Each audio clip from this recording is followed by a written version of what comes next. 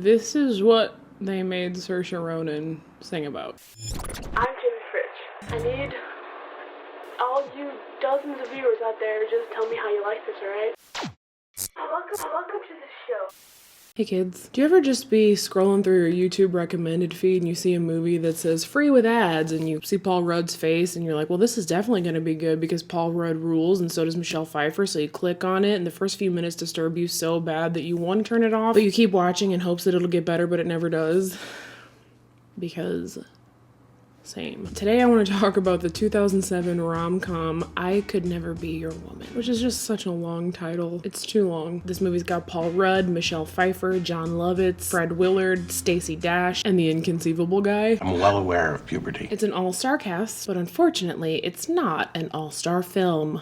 I'm gonna read you IMDb's description of this movie. It's very short and sweet. It says, a mother falls for a younger man while her daughter falls in love for the first time. Mother Nature messes with their fates. But see, my description of this movie is a little different. To me, the best word to describe this film is 150% random. That's the best word, bar none. It's just so many movies in one, from Michelle and Paul's blossoming romance to this weirdly annoying and distracting Mother Nature character, coupled with the also annoying but also kind of hilarious ex-husband, the daughter who is like 10 years old but acts like she's 23, which her mom celebrates for some reason, a terrible TV show, a D-bag boss, a girl strangely obsessed with Photoshop, all piled atop the worst script I've ever read in my life, with a side of not so subliminal message that basically says youth equals value, but don't get plastic surgery. For some reason. Botox your ovaries, baby! This movie is bad, and we gotta talk about it. But first, a word from our sponsors. Don't touch that dial. Oh, I know exactly what you mean. I can't believe you missed the ball, dude. Baby, me and the guys are starving. What are you cooking for us? You have two hands. I'm not cooking for you guys this time. Yeah, but we don't know how to cook anything healthy. Come on, we're trying to get the game. Oh, but don't you remember? We have HelloFresh. Oh, yeah. I heard they're carb smart. And calorie smart. Exactly, so you guys can indulge in delicious meals without the worries. Let's do it. It says we need a large bowl and a strainer. What's a strainer? I think it's this. I got the scissors, butter. Wow. Onion. I never cook with onions. I really like that HelloFresh includes fresh produce and pre-portioned ingredients with each recipe. That makes for less prep, less wasted food, and more time to do manly stuff while your food cooks. Around the rosy, pocket full of posies. Ashes, ashes, we all fall. You gotta do this right. Cabbage? So healthy! HelloFresh's calorie smart options are really gonna help me with my fitness goals and be more manly.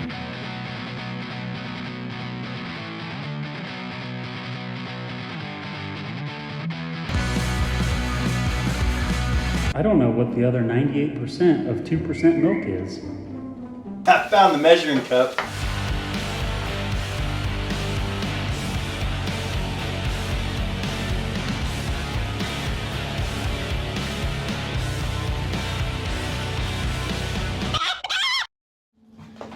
Thank you. What can I say? Did pretty good, didn't we? This is delicious. I was thinking about getting a subscription for myself. You have a discount code? Yeah, actually, you can go to HelloFresh.com and use my code at checkout. Jamie said 16 for up to 16 free meals plus 3 surprise gifts. HelloFresh, cool enough for even the manliest of men. Thanks, HelloFresh, for sponsoring today's video. And now, back to the show.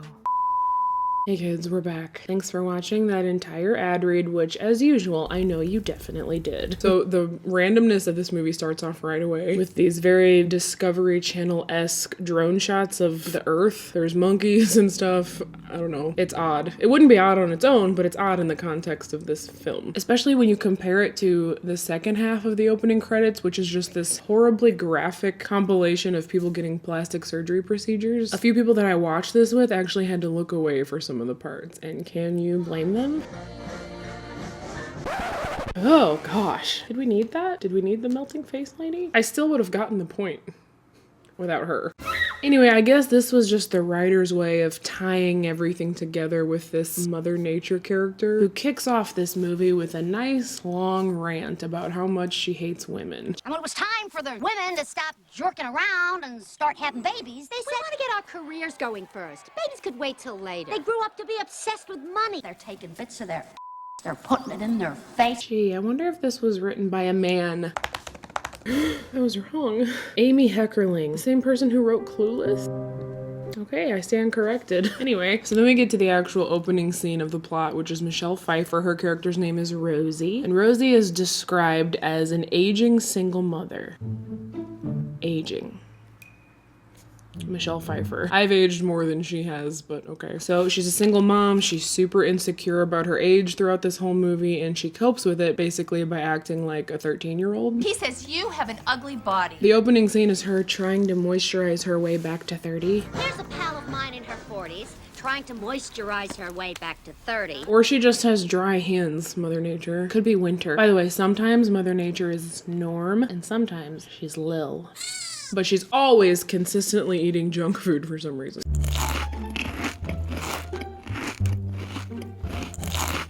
Stop it. So Rosie's daughter and her ex-husband show up. Ex-husband's played by John Lovitz. He too is obsessed with his appearance in this movie. But how old do I look? Got good legs and a great butt. I'd have some plugs removed because the hairs were growing into my head. I got a chin implant. Correction, John, you got a chin plant. Get it right. He's pretty funny. I didn't mind his character in this movie. Like, they have an amicable relationship that I got a few laughs from, but most of it was just kind of weird. Do you think wearing a sleeveless t-shirt makes you look like a big bulldog? Y'all don't say that. So Rosie works as a scriptwriter and a producer on this TV show called You Go Girl. The show is absolutely terrible, but it's supposed to be terrible, so I'm not gonna make fun of it. You're right. I've been tripping. You know there's no one I'd rather roll with.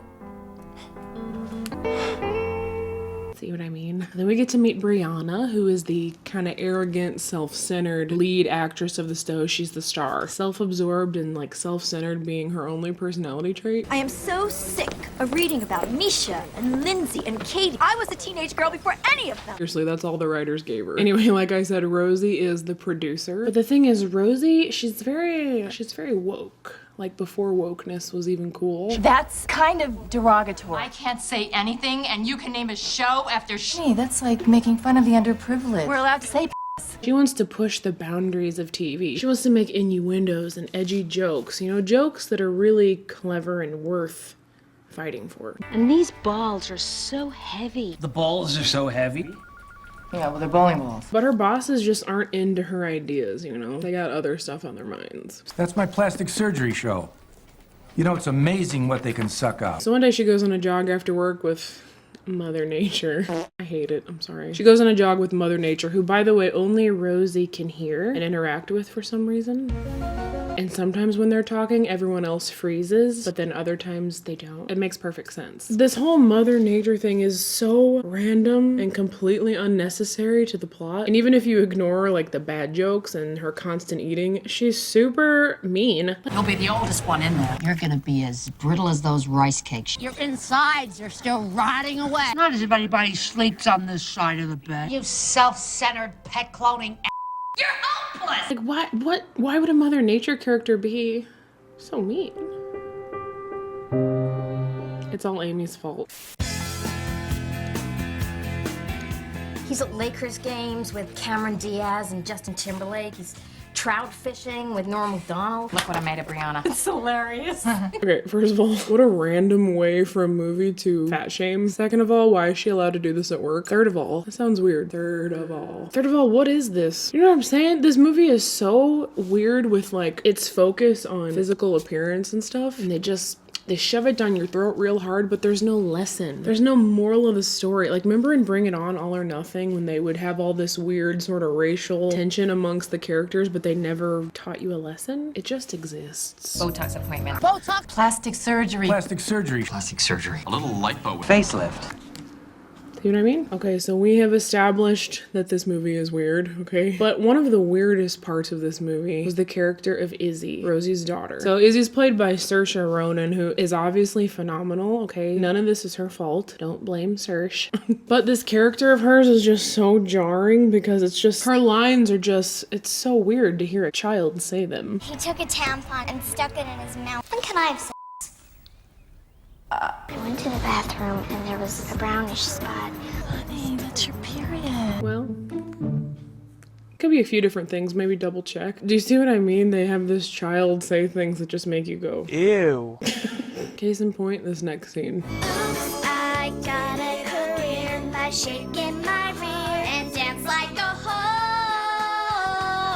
I'm just not talented.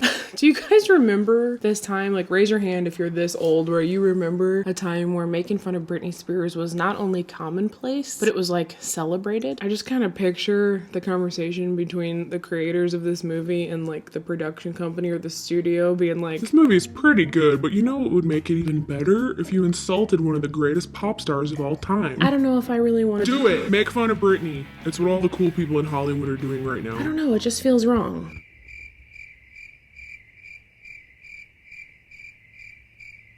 Alright, well, make a kid say it. One critic had this to say about this scene. The way Ronan skewers Britney Spears with an assist from Heckerling's altered lyrics is the film's comedic highlight.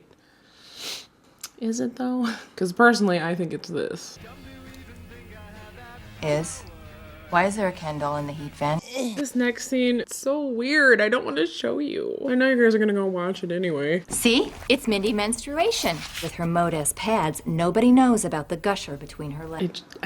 It could have been any other wording. Any other wording would have been better than that. Guys, I know it's been really hard so far, but fear not, okay? Because Paul Rudd has entered the chat. This is Adam. No, wait. Give me a sec.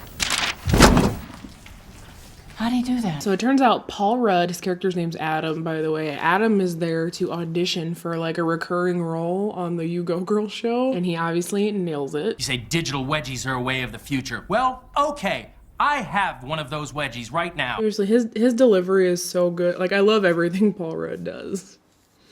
Except this movie. Meanwhile, everyone else who's auditioning seems as though they've never read a script, gone on an audition, or interacted with other humans. Maybe you did give me a wedgie. And snap. Raise your hand if you too would wear a Star Trek suit to an audition for a teen sitcom. No one? So Adam and Rosie, they lock eyes, sparks start to fly, and welcome to the weird romance betwixt the two main protagonists. Oh, nice. That's really nice. I'm gonna need some popcorn for this one. So we gotta take a short break, and when we come back, Paul Rudd's character gets weird. Don't miss it. Hey guys, we're back. Ready for some butt crack basketball? So Adam gets the part on You Go Girl, and he shows up for his first day of work, like to collect the script, and he meets Jeannie. Remember Jeannie, the photoshopping secretary? And he does what any new hire would do their first day on the job, and he tosses a jelly bean into the butt crack of a woman he just met. Nothing but net. Professional. First when I watched this, I was like, is she gonna leave the jelly bean in her butt crack? But then I realized like how weird that would have been to show her fishing it out. Well guys, fun scene alert. Why'd I grab my makeup brush? Okay guys, so it's time for Rosie and the wardrobe guy to kind of style Adam's character for the show, for You Go Girl. We get some more weird emphasis on like people's appearances. Speaking of which, a little lipo would help you with those shorter skirts. What are you, nuts? She's got a perfect body. Oh, cottage cheese with your bagels? It's so odd. Literally half of this, like maybe 60% of this movie is Rosie just being so annoyed with everybody around her, mostly with men around her. She's just so sick of everybody's shallowness. Again, I need a thesaurus. And she seems to always just be dealing with people that she can't deal with. They just have her constantly unable to can, surrounded by people who are just like misogynistic, and they body shame, and they shame women, and they censor women, and they're entitled, and it's almost as though everyone sucks except her. It's almost as though she's not like other girls. It's almost as though she's a strong female lead protagonist, and therefore is definitely going to fall at some point in this movie. Ow! I was almost so proud of this movie for not having her fall, but she fell. So anyway, they dress Adam up as Vanilla Ice's less famous cousin. I kind of appreciated this clip because it shows how big of a difference lighting makes in like photography and film. That was my whole thought. That was it. Wait a second. You used comedy as a cover for feelings of inadequacy. Yeah, right. Who would do that? Anyway, guys, more sparks are flying. Adam is flirting with Rosie. He's real touchy. You don't even have to comb your hair. His character is actually, like, I like his character, but they also made him kind of a creep with, like, the butt crack jelly bean and touching people and just, like, kissing people who didn't ask to be kissed. Kind of gross. Check it out. Anyway, like I said, sparks are flying, but Brianna comes up and she just dampens the mood. You know, I can't arrive at 7 a.m. for makeup, do a full day of work, then go off to a wardrobe fitting, learn my lines, and still look 16. It's okay. You know, everyone wants a piece of me. You know, guys, I relate to Brianna so much as an extremely famous YouTuber with dozens of viewers. It's hard for me too. Rosie, I just posted a fashion try-on haul on YouTube, and it's like not getting a lot of views. Can you help me? If you promise to stop the yo-yo dieting, that we can make a mannequin and you don't have to do the fittings. First of all, this is a ho-ho, not a yo-yo. Second of all, let's leave the mannequin out of this, okay? Do you remember what happened last time we hired a mannequin? Well, nobody wants that. It's not my best work, okay? I know, but I had fun. It is. You still have shampoo. But this is Suave for the same luxurious hair as Pantene at half the price. Ah yes, Suave. The plastic-smelling poison that brings back such fond memories of the first salon I ever worked at where my cheap boss would put it in the empty Biolage bottles thinking our clients wouldn't notice. They noticed, Elena. Their blowouts looked like Brillo pads. So Adam ends up asking Rosie on a date, which Mother Nature just finds to be appalling. Because Michelle Pfeiffer is so old and dried up and disgusting, you know? Anyway, the place that Adam wants to take Rosie on their date sounds like it's just full of pop culture history. It's at Sullivan's, which is, you know, it's kind of a dive, but Lindsay stabbed Hillary there, I think. Or no, married Kate, maybe put a calf in Ashley. I don't know. Do you guys think maybe the writers had an issue with young women in Hollywood? It's weird, right? I know that this movie review is not going to have as much comedic value as some of them. And in fact, people told me not to review this because of that. But I want to talk about it because it's weird. It's weird that it exists. Lindsay. It's a pal, Lindsay. Anyway, we get another clothes trying on montage, like before the big date. And I don't know. It was a little boring. Felt like they could have jazzed it up a little.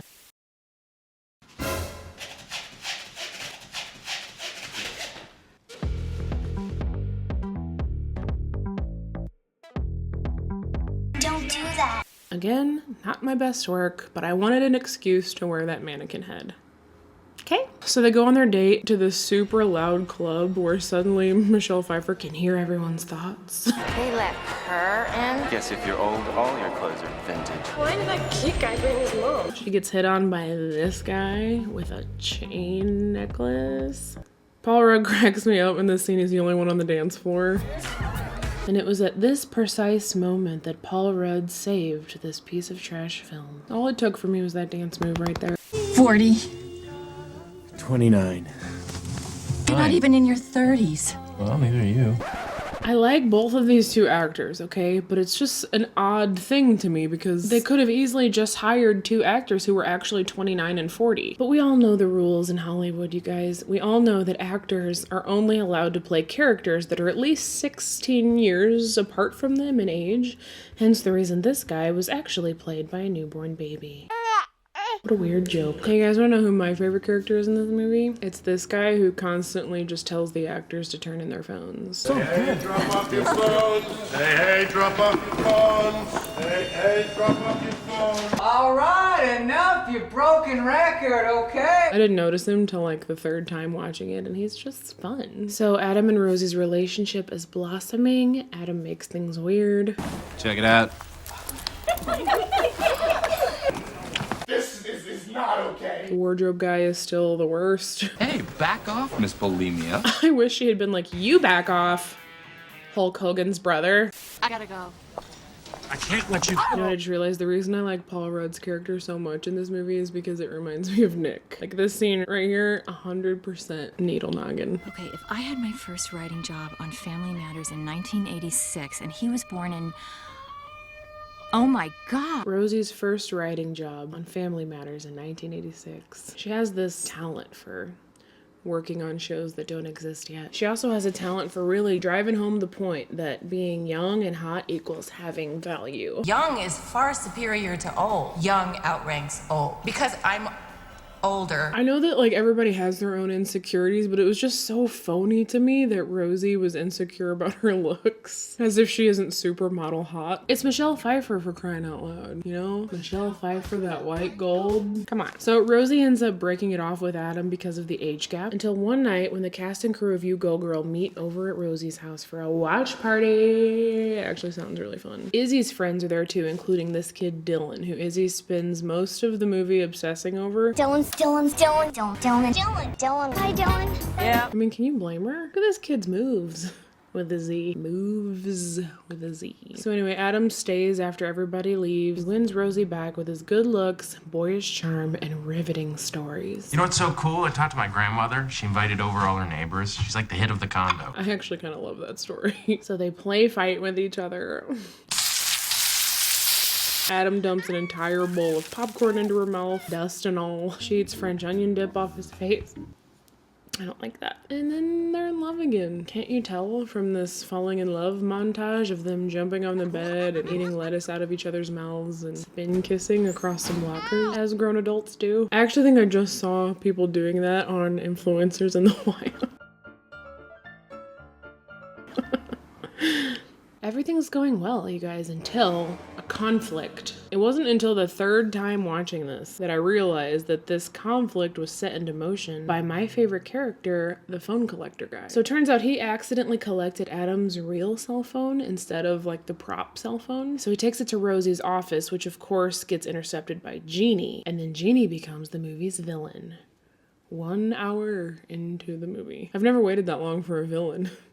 It's weird. So she takes Adam's phone and she takes this very suggestive photo of Brianna that she was looking at for some reason. She makes it as wallpaper and then she puts his phone into Rosie's bag. Look what you did, Keith.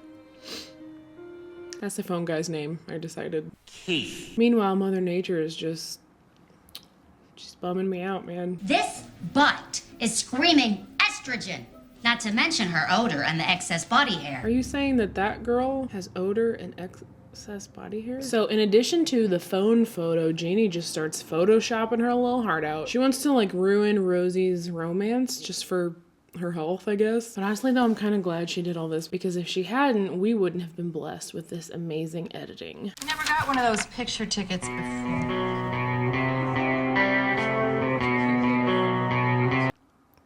Off time. So she's got a meeting with the network. She's in the waiting room and again she's just surrounded by D-bags, man. Patricia Heaton? Pointless plastic surgery. Cher. Insurmountable amount of plastic surgery. Listen, you little bird of a man. Where do you come off insulting these women? We stan a queen who grabs mustaches. Hey, I want to do that. Don't you dare. So the meeting with the network was to inform Rosie that You Go Girl has been canceled. And they're replacing her show with a new show starring, you guessed it, Adam. It's called The Shizzle. The Shizzle? I can't say anything, and you can name a show after How do you like that? Everything is going wrong. Her show is trashed. She fights with Adam. This scene was getting a little intense, but thankfully John Lovitz shows up and like breaks the tension. Hey! How are you two kids getting along? Please tell me you're wearing shorts under that. Yes, but they're just cut really high. The movie has a few good laughs, okay? It's not all bad. So one day, Izzy's practicing for the upcoming talent show.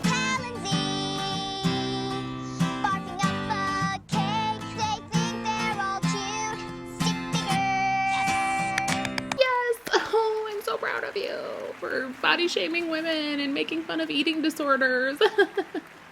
But men are not allowed to do that. Where do you come off insulting these women? Weird script. So one day while doing some light editing for You Go Girl, Rosie ends up realizing by the timestamps on the video that photo of Brianna and Adam was fake and photoshopped and it was all done by Jeannie, who is a meanie. So she goes to confront her and it's intense. You dried out old bitch. There's so much about dryness in this, dry skin in this movie. Everything is drying out. Dried out. Moisturizer. Moisturizer. So much. So, Rosie and Adam get back together. There's some weird chemistry-less flirting.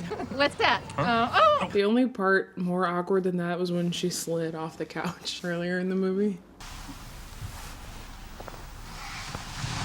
Remember that? They go to the talent show. Izzy performs her insanely shocking song. But this time, we get to hear the second verse, which is about the allegations against Michael Jackson.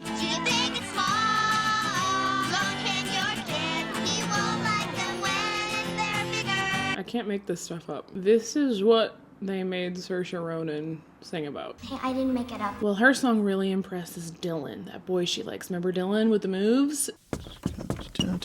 And I was just so disappointed with this ending. I mean, I'm disappointed with the whole movie. But the ending, Izzy and Dylan end up kissing, and her mom and Mother Nature are watching and like celebrating. How happy I am to see her kiss Dylan. Are you sure? Because he's an alcoholic. I'm an alcoholic? And he's like 7. I thought it would have been so cute and perfect if it had ended with Dylan asking Izzy to just come over and play video games sometime. Like, you guys are 2 years old. You haven't even like held hands. And then she turns all glowy and then the movie's over. Who do you think set it up this way? So your body rots and your shows are stale. Like I said, guys, I know that this review was probably not as chock full of laughs, but I just wanted to talk about it because I just find it all so bizarre, you know? There's a little bit of a weird backstory behind the film also. It says this movie sat on the shelf for a while with the cast and crew wondering if and when it would ever be released. Finally, a theatrical release was agreed upon. However, a day before Michelle Pfeiffer was to board a plane to begin publicity duties, it was announced that this movie would only play in limited markets before going straight to DVD. Sorry about the motorcycles. That is also a weird story to me. It's like they knew it was just random and not very good, and they were like, oh, just put it on DVD. The budget was 24 million estimated doll hairs. The worldwide gross was only 9,576,495 doll hairs. Oh, that's painful, but you know, that's what you get for putting a weird, glowy, mean, Cheeto-eating Mother Nature character smack dab in the middle of a romantic comedy. Tough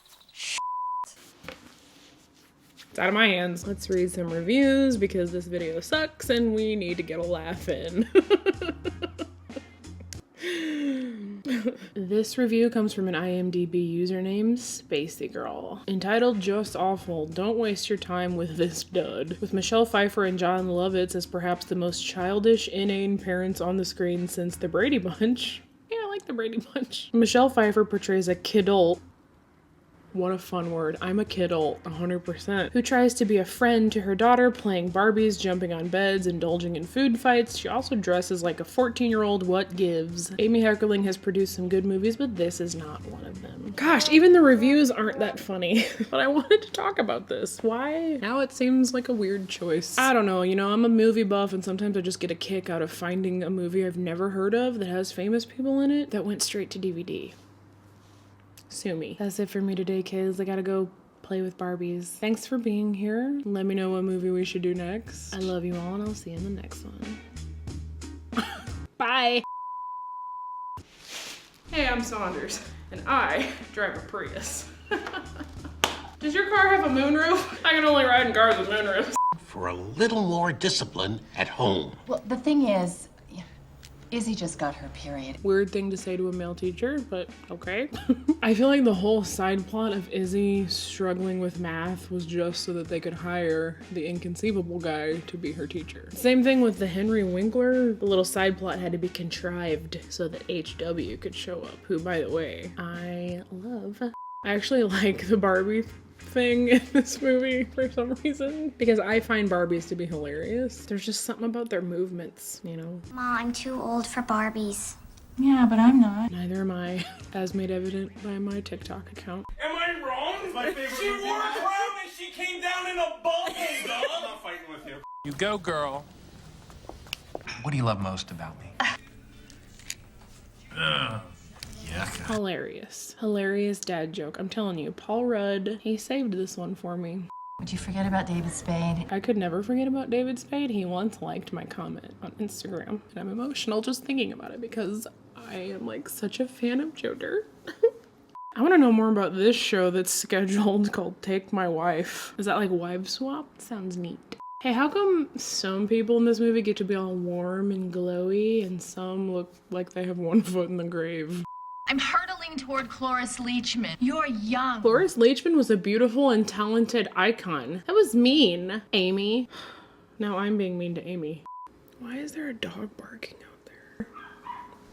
It is way too cold for a dog to be out there. Basically just this out of touch, super old school guy. Someone get me a thesaurus. I gotta go, what's something funny I have to go do? My comedy has died today. R.I.P. Jamie? Jamie, no. Jamie, please no. Don't. That's my mustache. What do you think about this look? Huh? Think about calling her Tina. Power pose, you know what I mean? Power pose, you know? What about this, huh? A little sparkle? A little more pizzazz? A little of this?